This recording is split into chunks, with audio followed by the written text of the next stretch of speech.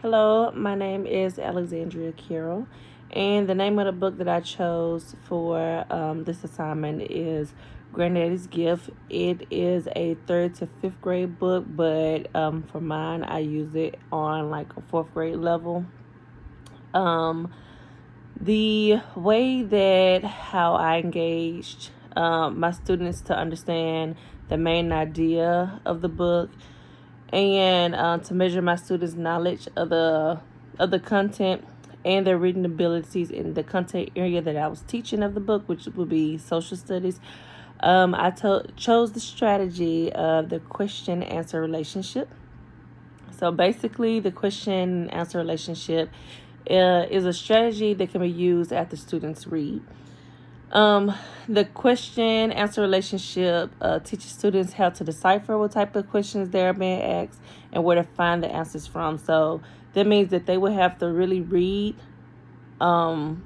Basically, they have to really read the book and understand what they're reading in order to answer the questions the correct way. So on this strategy, it's 4 different types of questions that are used, or they can be put out there for the students to be asked and read.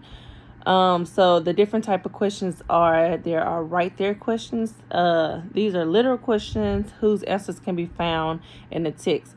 So, for example, if in the book, one of the things they talked about was the Mississippi Constitution.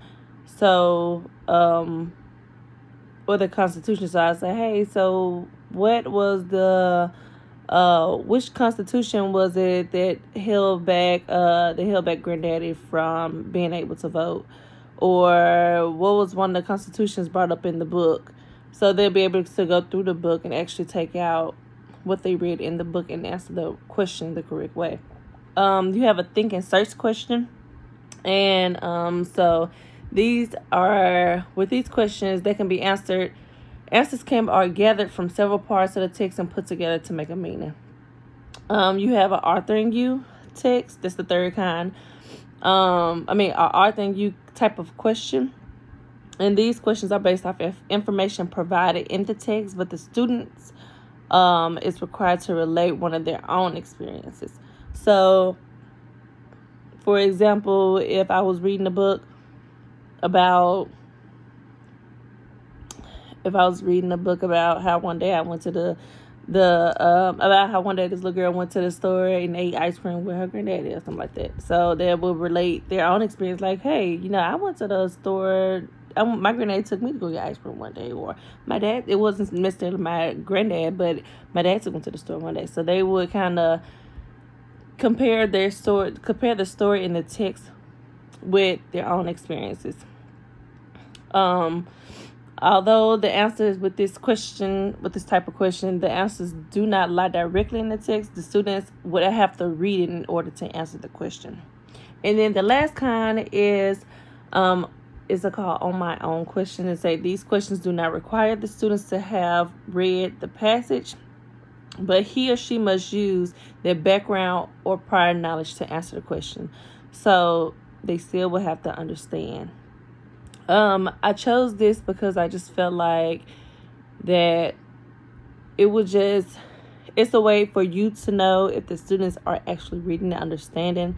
And not only that, you can actually see if they're understanding the main idea. And I feel like with the 4 different type of questions in the strategy, you can pull out, like, you can use it whether you're trying to see if they understand the main idea, if they understand the vocabulary or certain literacy skills. I just feel like it just covers the overall understanding of what